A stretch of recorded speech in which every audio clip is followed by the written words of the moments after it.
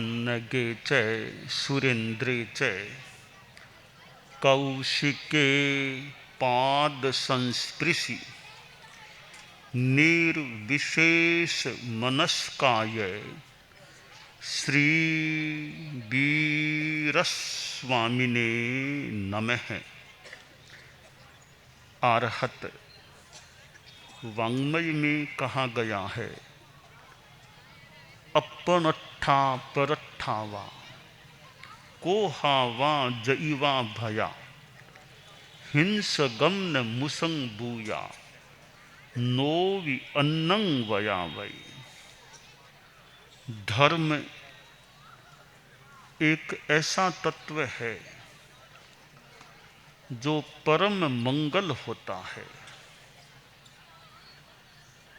धर्म का एक अर्थ है आत्मशुद्धि का साधन, जिस उपाय से आत्मा नैर्मल्य को प्राप्त हो, उज्ज्वलता को प्राप्त हो, वह उपाय धर्म होता है। कर्तव्य को भी हम धर्म के रूप में देख सकते हैं। राष्ट्र धर्म, ग्राम धर्म, यानी जो नियम कर्तव्य होते हैं। परंतु अध्यात्म के संदर्भ में आत्मशुद्धि साधनम धर्म है। आत्मा की शुद्धि का साधन धर्म होता है। अहिंसा धर्म है, संयम धर्म है, तप धर्म है।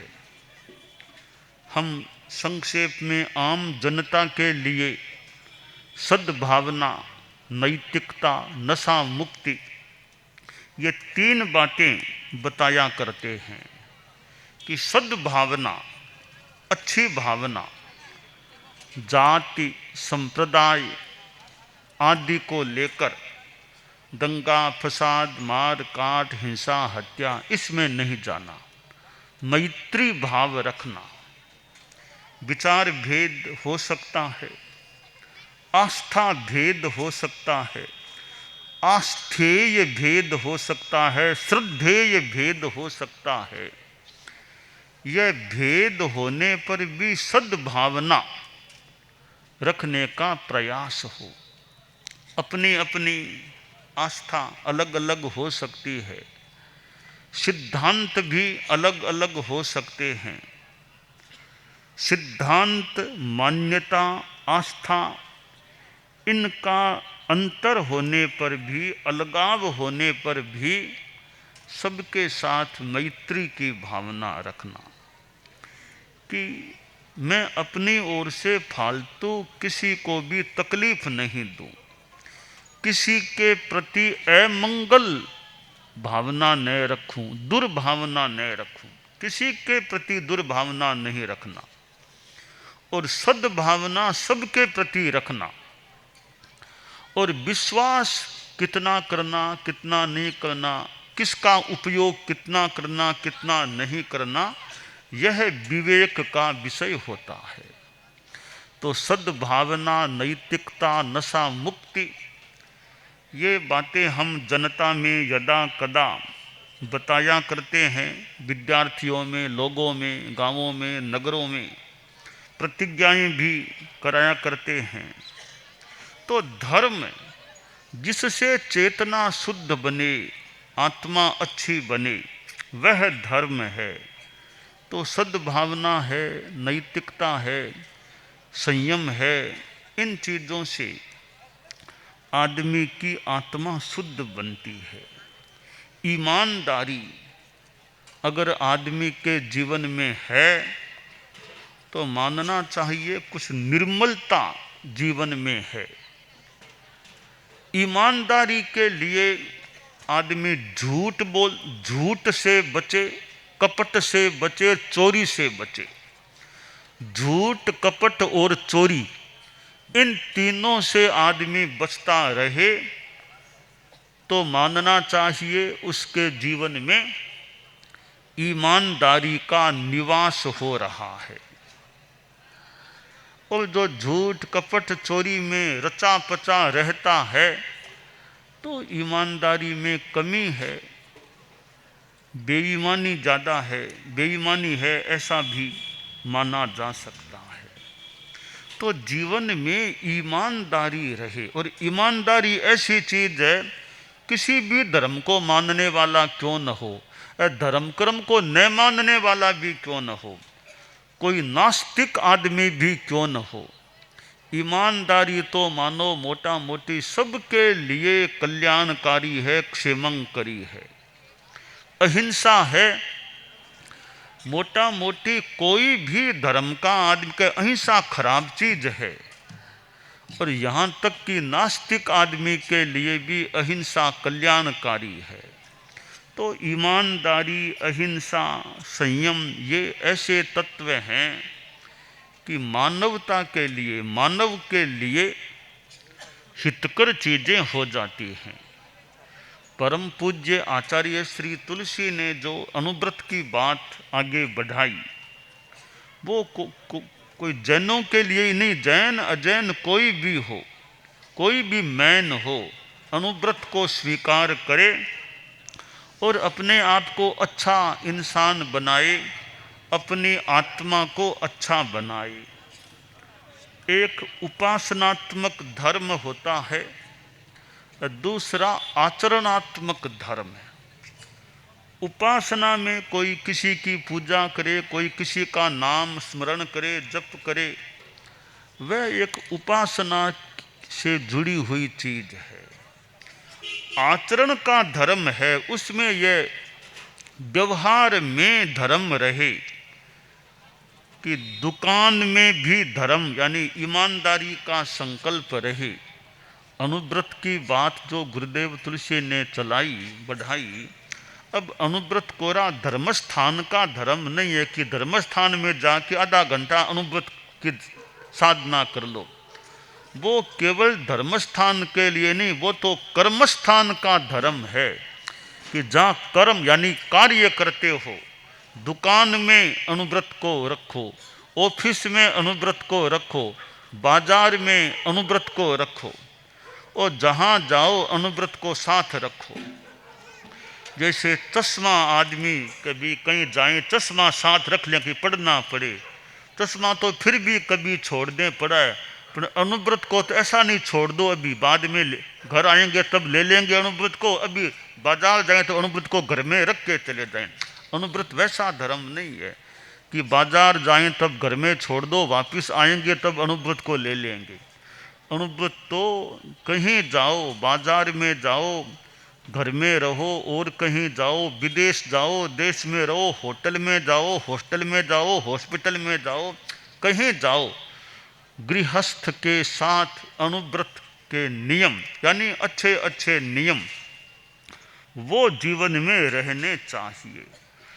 तो यह ईमानदारी का संकल्प आदमी के जीवन में रहे कि मुझे बेईमानी से बचने का प्रयास करना है। अब कोई कह दे हम तो गृहस्थ हैं, आपकी बात ठीक है, बढ़िया बात है, हम गृहस्थों से ये पूरी ईमानदारी नहीं पलती। भाई संकल्प हो, मनोबल हो तो आदमी बहुत कुछ कर सकता है, हो सकता है। फिर भी कि पूरी ईमानदारी नहीं रख सकते, 100% ईमानदार हम नहीं बन सकते, तो 90% तो बन जाओ, 90% ऑनेस्ट बन जाओ, 80% तो बन जाओ, कि पूरी नहीं तो काफ़ी अंशों में ईमानदारी को रखो। तो सारी यानी सर्वनाशे समुत्पन्ने अर्धम रक्षति पंडित है कि पूरी नहीं पाल सको, जितनी पाल सको ज़्यादा से ज़्यादा चेष्टा करो। थोड़ी कठिनाई आ जाए तो भी उसको भी झेल करके ईमानदारी को हम रखने का प्रयास करेंगे। ठीक है, ईमानदारी के रास्ते में कुछ कठिनाई तो आ सकती है। ईमानदारी का व्यवहार करे तो आपको एक साथ पैसा इतना मिले कि न मिले, और भी कुछ कठिनाई आ जाए, पर पक्के अगर हम रहें तो ठीक है, कठिनाई भले आ जाए यह आशा रखें, अंतिम विजय ईमानदारी की होगी। अंतिम विजय हमारी ईमानदारी की है। बीच में भले कठिनाइयाँ, संघर्ष, स्ट्रगल्स ये कुछ आ जाएं, तो हम अपने जीवन में, हम सभी अपने जीवन में ईमानदारी की आराधना करने का प्रयास करें और उसके लिए झूठ, कपट, चोरी इनसे आदमी बचने का लक्ष्य रखे। तो आचार्य श्री तुलसी ने यह जो अनुव्रत का संदेश दिया था, वह कोरा केवल जैनों के लिए ही नहीं, वो अजैन हो, नास्तिक हो, आस्तिक हो, कोई भी हो, हिंदू हो कि मुस्लिम हो, महाजन हो और कोई जन हो, मानव मात्र के लिए ये अनुव्रत कह दो, महाव्रत कह दो, मूल व्रत चेतना है, वो मानव मात्र के लिए हितावह सिद्ध हो सकती है। तो हम अपने जीवन में वह ईमानदारी रखने का प्रयास रखें, और अगर हमारा संकल्प और मनोबल पुष्ट हो जाए कि थोड़ी कठिनाई आएगी तो आएगी, अच्छा काम करते करते कुछ कठिनाई भी आए तो सहन करने का प्रयास करें। वो छोटी सी उक्ति जो सुनी होगी, है थोड़ी राजस्थानी भाषा की अपनी है कि शीरो खाता दांत घिसे तो घिसण दो, शीरो खाता दांत घसे तो घिसण दो, मार्ग बेता रोज हंसे, लोग हंसे तो हंसण दो। तो कभी ईमानदारी जैसा शीरा वो खाना है, तो उसमें थोड़ी कठिनाई के दांत घिस जाएंगे भी, दांत घिसे तो घिसे, शीरे का स्वाद थोड़ी छोड़ देंगे। तो ईमानदारी का स्वाद कैसे छोड़ दें, थोड़ी कठिनाई आएगी तो आएगी। तो आदमी सोचे कि बेईमानी करूँगा तो ज़्यादा कुछ मिल जाएगा। बेईमानी का पैसा गंदा पैसा है, अशुद्ध पैसा है, मलिन पैसा है। ईमानदारी से कमाया गया, न्याय नीति से कमाया गया पैसा शुद्ध पैसा होता है। तो आदमी यह सोचे भी मेरी जेब में अशुद्ध पैसा नहीं आए, शुद्ध पैसा तो मान लें गृहस्थ है, पर अशुद्ध पैसा मेरे घर में, मेरी जेब में न आए, यह अगर प्रयास रहे तो आर्थिक सुचिता की बात हो सकती है। और ईमानदारी है किसी के बारे में झूठा आरोप नहीं लगाना। न्यायालय, कोर्ट में भी जाना पड़े कि झूठी गवाही नहीं देना है, झूठा आरोप नहीं लगाना है, झूठी बात नहीं बोलनी है। वो तो न्याय मंदिर है कि न्याय का मंदिर, वहाँ मैं झूठ बोल करके अन्याय या गलत बात क्यों कहूँ। तो यह ईमानदारी व्यापक चीज़ है, वो न्यायालय में भी रहे, चिकित्सालय में भी रहे, विद्या सब जगह, विद्यालय हो, खुद का आलय घर हो, और वस्तुओं का आलय या दुकान आदि हो, कि सर्वत्र ईमानदारी रहे व्यापक। जैसे आकाश व्यापक है वैसे ईमानदारी भी व्यापक रहे। आदमी के जीवन के हर क्षेत्र में वो ईमानदारी रहे। तो यह धर्म की या संयम की या सद्गुण की बात है कि मनुष्य के जीवन में वो उक्ति तो बहुत प्रसिद्ध ही होगी, विद्यार्थी वगैरह और भी जानते ही होंगे कई लोग, honesty is the best policy. उक्ति बहुत बढ़िया है, इसको दिमाग में लाना भी बढ़िया बात है। Honesty is the best policy. तो यह ईमानदारी चाहे राजनीति का क्षेत्र हो, प्रशासन का क्षेत्र हो, बस ईमानदारी है तो कार्य में काफ़ी शुद्धता रह सकती है। राजनीति के क्षेत्र में आदमी काम करे तो वो भी एक सेवा का कार्य है। राजनीति बहुत बड़ा सेवा का माध्यम बन सकती है। राजनीति में भी धर्म का प्रभाव, नई ईमानदारी, अहिंसा का प्रभाव रहे तो राजनीति भी शुद्ध रह सकती है। तो ईमानदारी, इधर अहिंसा, मन में अहिंसा की भावना कि भाई बिना मतलब किसी को भी तकलीफ नहीं देना। इंसान को तो देना ही नहीं, छोटे जो पशु पक्षी प्राणी हैं उनको भी बिना मतलब हमें तकलीफ नहीं देना है। अहिंसा की भावना, मैत्री की भावना रखना है। प्राणी मात्र के प्रति मैत्री की भावना। मैत्री में सभ्य भूवेशु, जैन वाणी है। सभी प्राणियों के साथ, सभी प्राणियों के प्रति मैत्री की भावना रखना। तो ईमानदारी और ये अहिंसा, मैत्री, और इधर जीवन में संयम, सादा जीवन, उच्च विचार, मानव जीवन का श्रृंगार। जीवन में सादगी रहे और विचारों में उच्चता, उदारता, ऊंचाई रहे। जीवन में सादगी, कपड़े आदि है भी बहुत बढ़िया कपड़े आदमी ने भी पहने, कि कपड़े कितने बढ़िया है, ये थोड़े महत्व की बात तो हो सकती है, बहुत ज़्यादा महत्व की बात नहीं।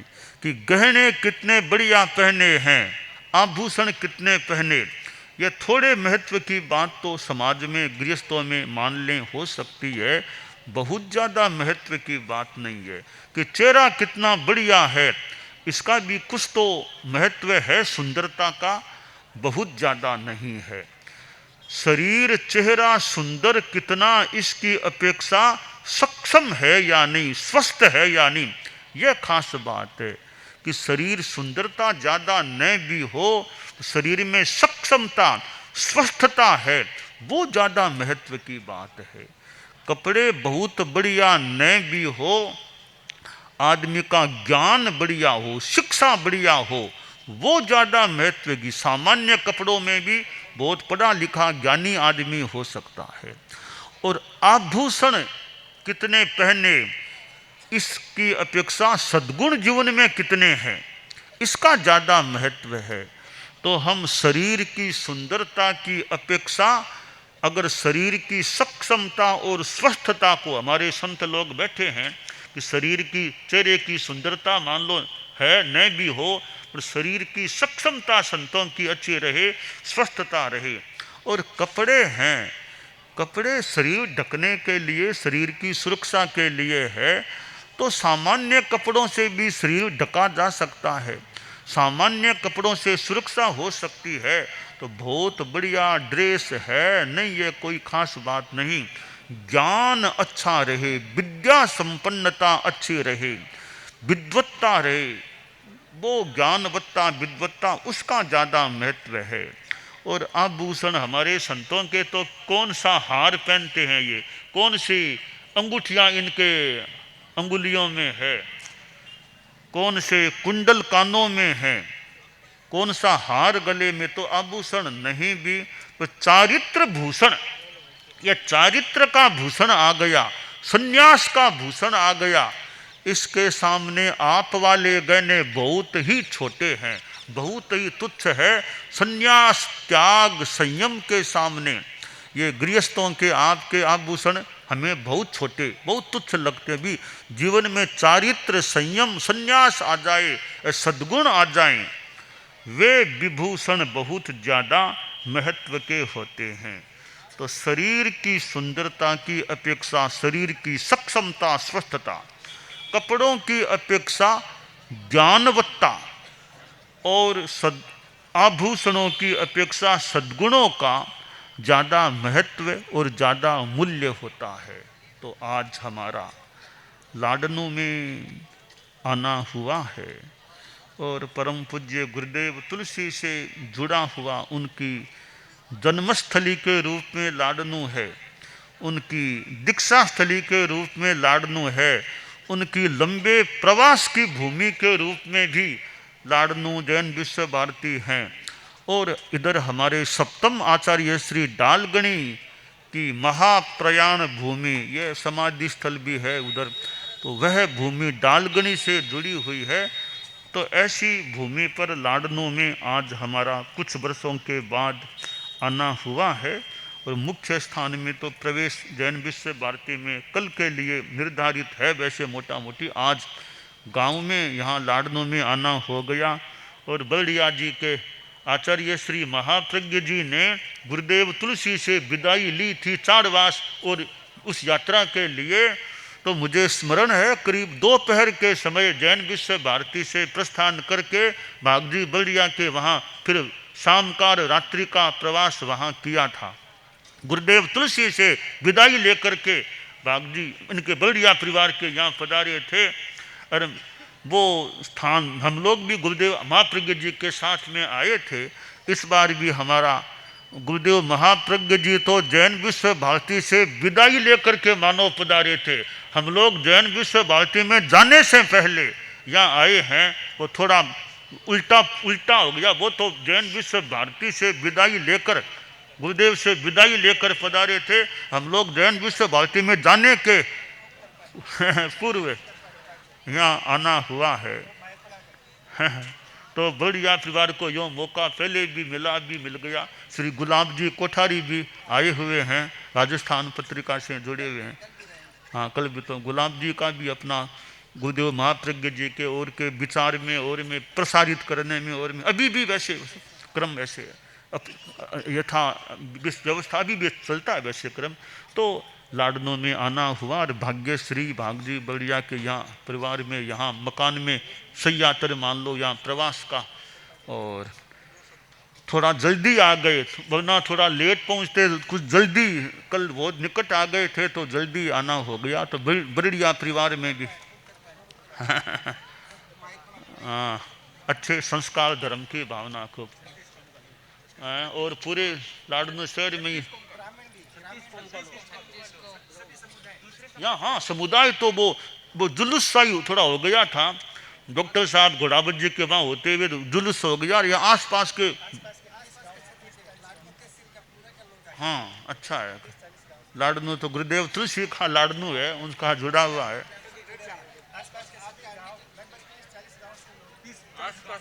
गाँव के लोग भी हाँ ठीक है। आगे जैन विश्व भारती प्रवास संभावित है ही खूब अच्छा रहे।